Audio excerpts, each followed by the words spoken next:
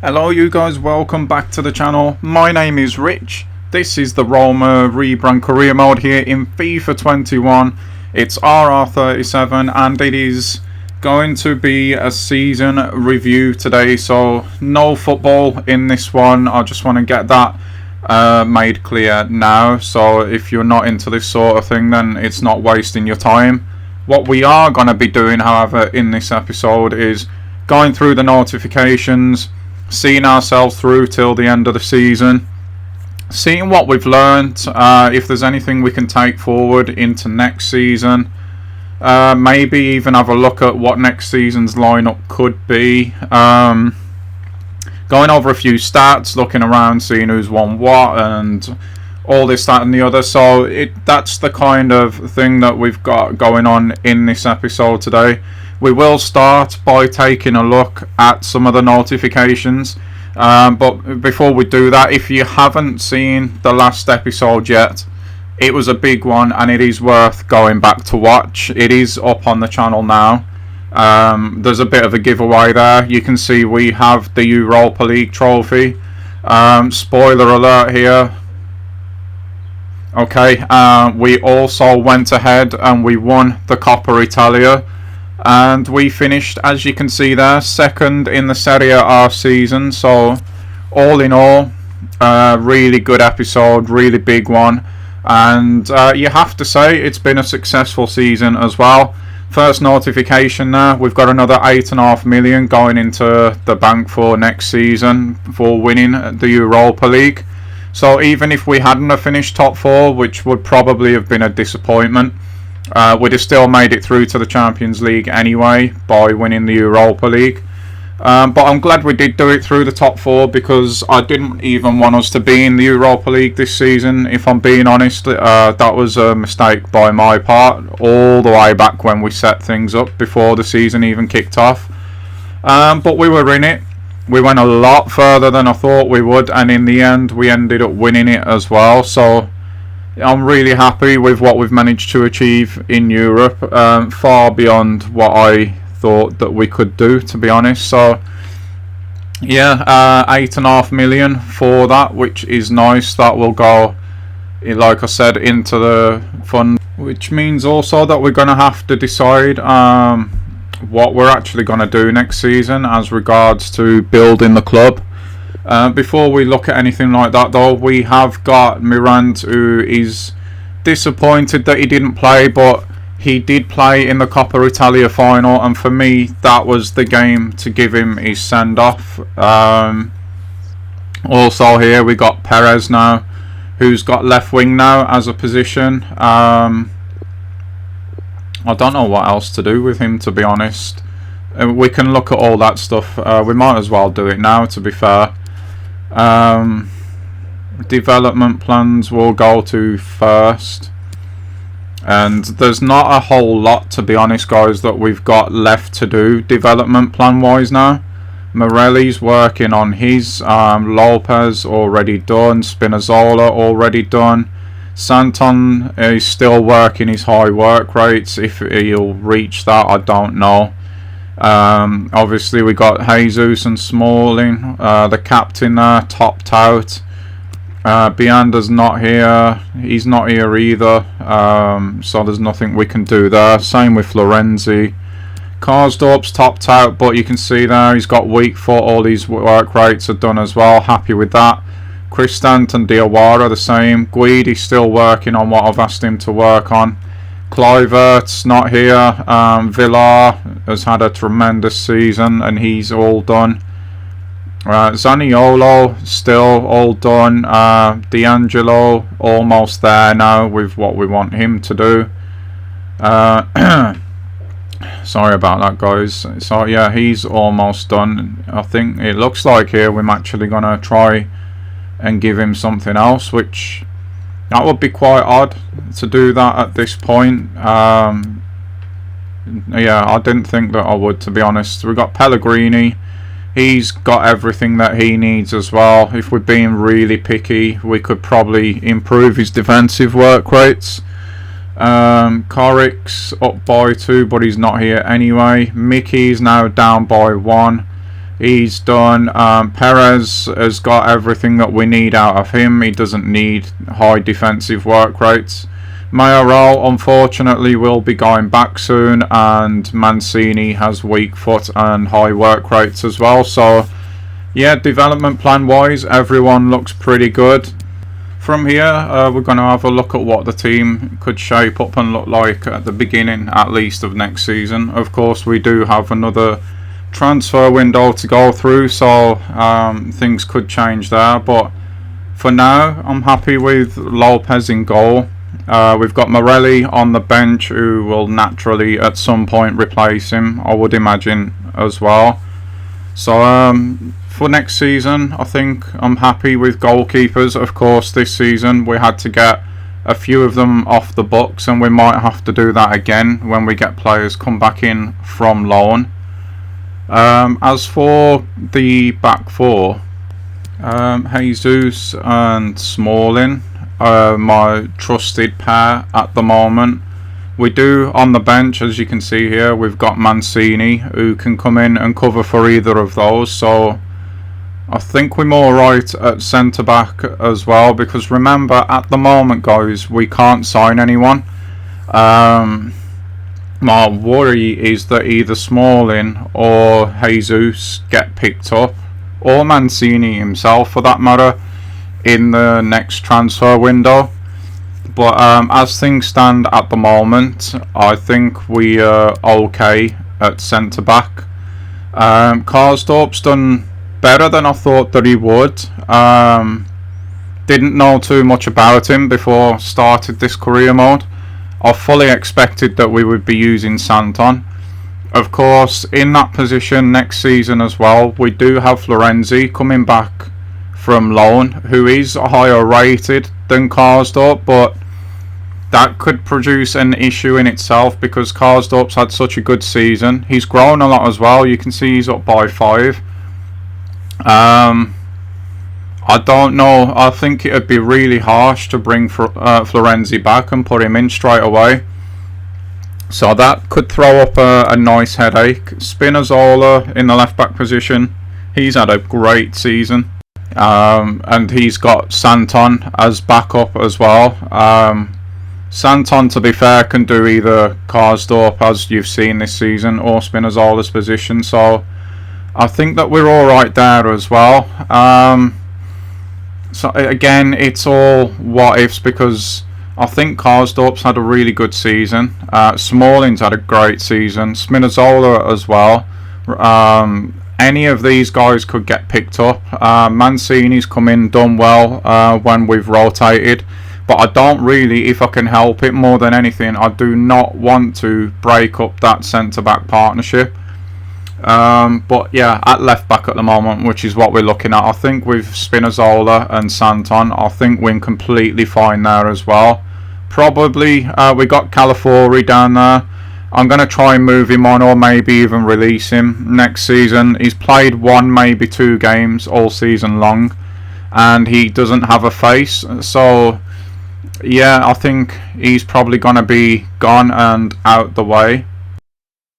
So as for the midfield, this midfield 3, this trio of Diawara, Veritout and Villar, they all complement each other's strengths and weaknesses really, really well. I feel like we are really properly well balanced in the middle of the park.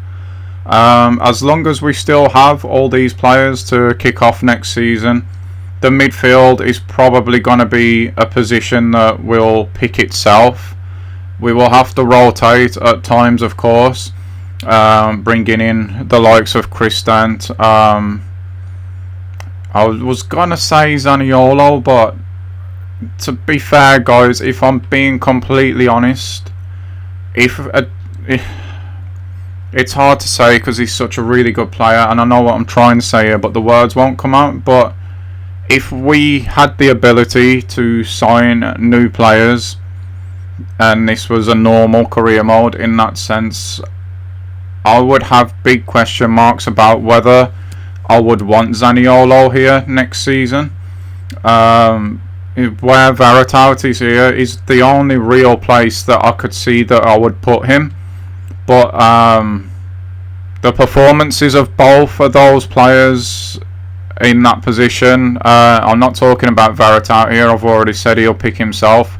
I should really have explained that better. But for backup, Pellegrini and Zaniolo, the performances that have been put in this season, I would pick Pellegrini above Zaniolo.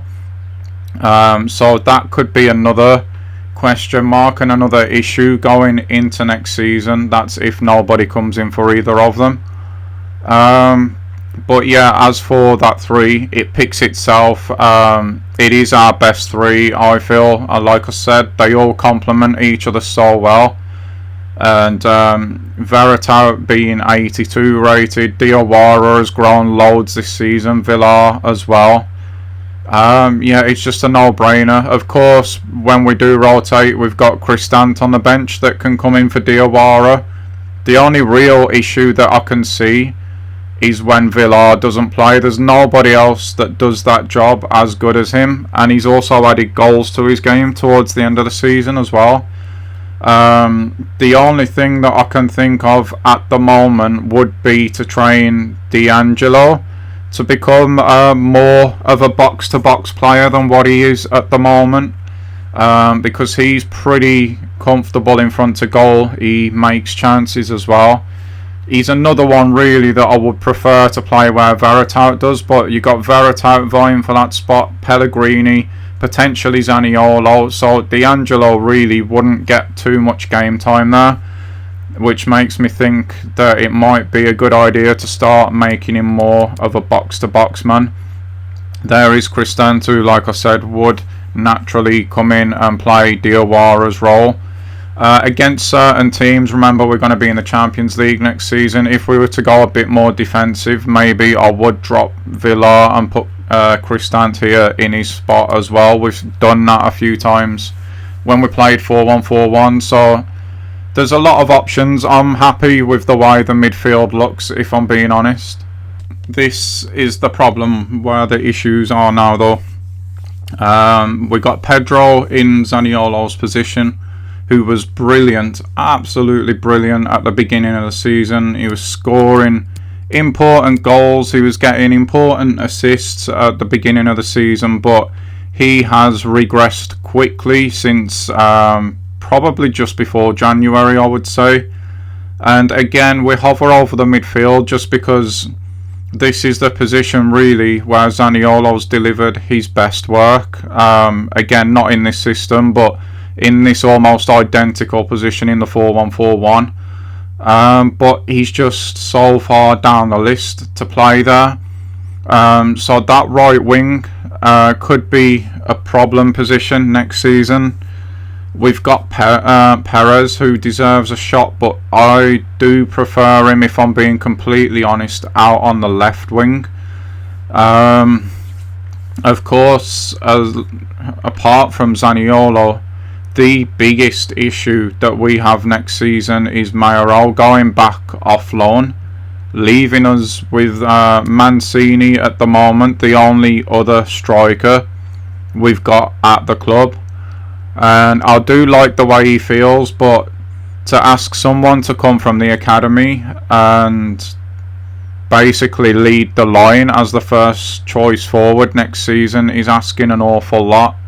So I am worried about the striker position, the false nine position, if you're being politically correct. That could be a real issue. Mkhitaryan out on the left has started to come into his own as the season's gone on. Hopefully we get to hold on to him and we can keep him there. But it is that front three. It needs a lot of work. But again, at the moment, we don't have the facilities to bring players in. So, yeah, I am actually genuinely quite worried about the way the front three is going to look going into the new season. So that's prospectively anyway. I think as long as we can hold on to everyone, this will be what we'll be looking at as our first 11 next season as well. Possibly not Zaniolo. I would possibly say Perez will go in there. and yeah, hopefully we can hold on to Mickey. But going into the striker position, the false 9 position, I really have no idea. It can only be Mancini at the moment. But that's yeah, that's a quick brief look into next season. Rounding out this season though, this is a look at the final league table. You see there the Inter only lost to us all season long. We finish in second, Juve in third, AC rounding out the top 4. We obviously won the Coppa Italia, which I'm really happy about. The UEFA Super Cup was won by Bayern Munich. I think we did look at that briefly. The Champions League, I don't know. No, it hasn't been played yet, so that's going to be played in a few days' time. And of course, ourselves, we win the Europa League 3-2. What a game that was. What a night that was. And that is confirming that we did a cup double this season. We racked up 93 points in the league as well, so really happy with that. Incidentally, we did get most of our points at the beginning of the season.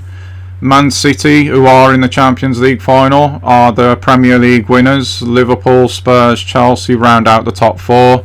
United just about getting into the Europa League there, a point above Arsenal. Leicester and Wolves round out the top 8 in the Premier League. Championship, you've got Watford, Norwich, Watford and Forest going up. League is won by PSG by a country mile, unbeaten for them, with Marseille, Lyon and Monaco rounding the top 4 out there. The Bundesliga was won by Dortmund, not Bayern. Bit of a shock there. But the top 4 there, Leverkusen and Frankfurt, they were so far off Bayern's and Dortmund's pace. Big points gap there. Next we'll have a look at the Eredivisie, which is predictably a little bit probably won by Ajax once again. They also go undefeated this season.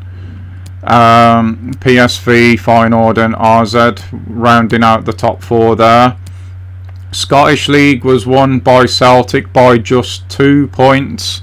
Motherwell, to be fair as well, not that far behind Rangers either. They've had a strong season. And Aberdeen, the top 4 there. La Liga, it was won by Barcelona, but only just. The top 3 teams there losing just 1 game all season. That is absolutely insane. Villarreal finish off the top 4 there. And that is that really around Europe. So yeah, interesting stuff. Quite a few unbeaten teams going across the different leagues there as well, which is interesting. There of course would have been that in our league as well had we not put one over on Inter. But yeah, that's the way things look around the world. So we're moving to the bit now where we're going to be learning a bit about ourselves, going through the budgets, the transactions and everything that we need to learn there. We've made a profit of 276 million this season, which is great news. Earnings of 332 million next to expenses of just 55 million. So the club's looking in a really healthy position. Keeping in mind we bought it and we've had to build it from scratch, I think its worth is really good to see. It's projected to be around 850 million value by the end of the season, I'm assuming that is. I'm not 100% sure. It's the first time really that I've significantly looked into this stuff.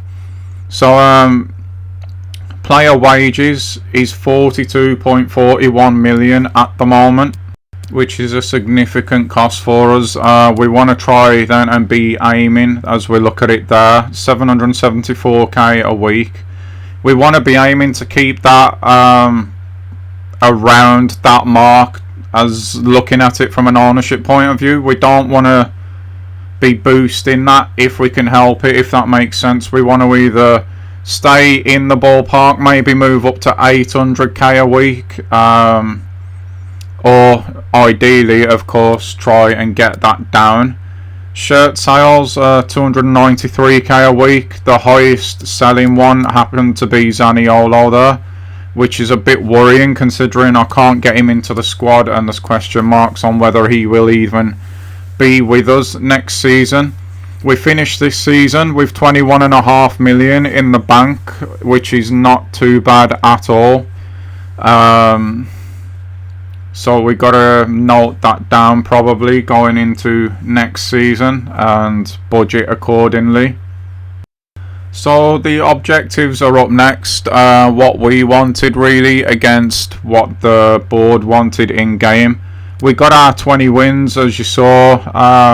Continental success. We won the Europa League. They wanted that, we delivered, which is a bit of a shock. Of course, for us, continental success just meant qualify for some kind of European football next season, and we've done that. Domestic success, they wanted us to finish in a Champions League place. We've done that, and we won the cup. We didn't reach the financial goal which they wanted, which is perfectly fine. And I think... have we got anyone in the academy? We've got Giuliani. I'm not too sure how you say that. So before we move on, let's get him on a development plan. I think we're due to have more scout reports come in as well, actually. So he's a right winger at the moment, this guy, which actually could be quite a useful thing for us. That's one of our problem positions, so we'll see how that progresses. And moving on forwards now towards the end of the season is all I think that there's really left to do. We will of course then check to see if the Champions League gets played. I think that's the 29th, was it? There's the 29th now. There's one. And new reports should be coming in soon as well. So we've got some players running out of contract. One's Farelli and one is Calafiori, who is saying here he wants a new contract, but if I was him I would not be holding my breath on that one. Scout reports, yes, they are coming in now. So let's have a look at what we've got coming in. One of them is just the report on Giuliani. We've only just put him on his program, so yeah, there's nothing really much to look at there that we haven't just seen a few days ago. But what's going to be interesting is there going to be anybody coming in that we can make use of for next season in this next scout report we've got coming up. Let's just go ahead and check that out now. There's Vito Carbone, looks to be a defender, doesn't look too bad actually. His overall looks pretty nice, and I think we've just taken him. Manuel River, no. Lorenzo Conte, no. Another Guidi, no. Damiano Grasso, no. Salvatore D'Angelo. Now he could potentially be a striker, so I think we would have to take him whether we wanted to or not. We'll see what we can do with those guys going into next season. Let's have a look at the academy, not the staff. So Vito Carbone already has high work rates, which is brilliant. He's a right back first, centre back second. He's 5'10". Really and truly at the moment all we would probably need to do with him is get that weak footer. That would be pretty useful, but in actual fact we're going to train him at left back. I can't really see much point in that myself. I don't know what I was thinking back there. And then we've got Salvatore D'Angelo. Again, he's pretty much where he needs to be. He's got high attacking work rates. We don't really need him to have high defensive work rates, so it's just a case for him of learning centre forward, and then probably improve his weak foot, and hopefully we can get quite a lot of this development done before, as you can see I've promoted them all there. We can get that development done hopefully before the new season kicks off. As we move towards that now, we're going to get players, contracts. Yeah, it's Forelli and Calafori. We don't care about their contracts. I'm happy to let them run down. So again, keep progressing till the end of the season. We've got a progress assessment there as well. Again, we're not bothered about the contracts. There's nothing we can do to progress in those assessments now. And there you see, I think we're going to call him Salvatore because we already have a D'Angelo in midfield. He's learnt centre forward now, so all we need really to do now is just to improve his weak foot if we can. Yep, that would be the one. Then there's only one that actually does that, so hopefully he can be ball-footed like Mancini by the beginning of new season. Carbone, he's now a left back. Still don't really see the point in me doing that, but okay. He's going to improve his weak foot as well. And Galani is now a left winger, which is great, and will improve his weak foot as well. So we're back on top of things with the youth at the moment. We've got players coming back from loan now. That'll be Florenzi and all the players like that, I would imagine. And yeah, we're going to actually get to see if they're actually back at the club now, potentially what we could do, what we're actually going to be working with come the new season. Well, for now, we'll just get rid of all of the notifications. That is just everyone coming back on off loan. And that means, unfortunately, that probably Mayoral now will be gone. And let's, before we leave, have a look at the Champions League winners. And wow, it's Real Madrid. For some reason, I fancied Man City in that one, but Real Madrid deliver the goods in the Champions League once again. So clicking over into the new season, guys, we now can actually go ahead and do a pre-season tournament, which of course we couldn't do last season. So the question is, where do we want to go? What do we want to play for? All of the difficulty ratings are actually 4-star, so there's not much difference in the quality of opponents there. So really and truly, is it worth just going for the money? The one that we're looking at now is the second most amount of money, and in that we would have Nantes, Athletic, Dortmund and Leicester as the tough teams there. This one looks like it'd be held in England. We've got Leipzig, Wolves, Chelsea, Arsenal, Spurs, Villarreal and Gladbach.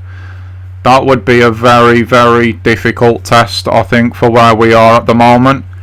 And then you got Cologne, Real Madrid just won the Champions League, of course. Rayados, Schalke, Tigres, Mintero and somebody else. I didn't quite see who it was.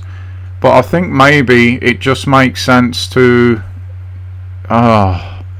see, I'm just thinking, I was going to say go for the money, but then we could use this to bleed a lot of those young players that you've just seen come through as well.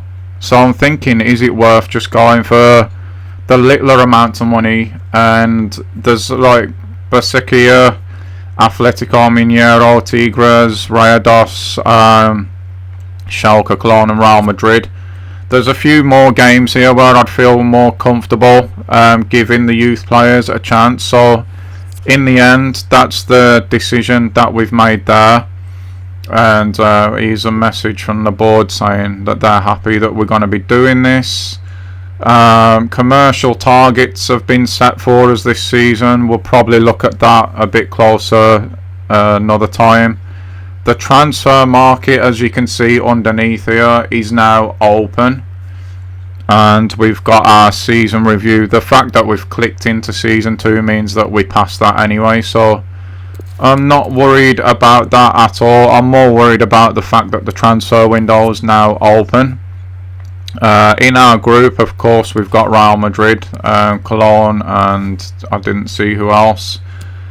As for the budget here, it says at the moment we've got 136 million that we could spend, but honestly, coming from the ownership point of view, I'm thinking around 70 million is enough at the moment, and we'll try to save the rest. But what we do with that money is the question. What have we learned from last season? I did say that would be one of the questions, so while we go through what we're going through here, what I would say is that for me personally, I don't think that we're getting enough quality youngsters coming through quickly enough. That's one thing. But also, I think we would be foolish not to open up the part of the club where we're allowed to start signing players as well, because we need experience to help develop and bring these youngsters through. What you're seeing here now is what the team could look like going forward. I completely forgot that we had Kluivert coming into the team. We've got also more development plans that need to be done now as well. We're going to start to do that by the looks of it with Mancini here. It makes sense for him to learn centre forward because of the system that we're going to be playing now. He's not going to ever be a striker, so that's what we're doing now. Mkhitaryan is at the moment going to be playing there. The midfield three, as I say, picks itself. I'm happy with the back four, happy with the goalkeeping situation. Pellegrini is going to go on the bench because I never see the point in having more than one defender on the bench. Kristan will take his place as well. And yeah, this is the new look team, guys. There's not much of a change really. Just Kluivert coming in, which I'm really excited about, and Mkhitaryan moves from left wing to centre forward.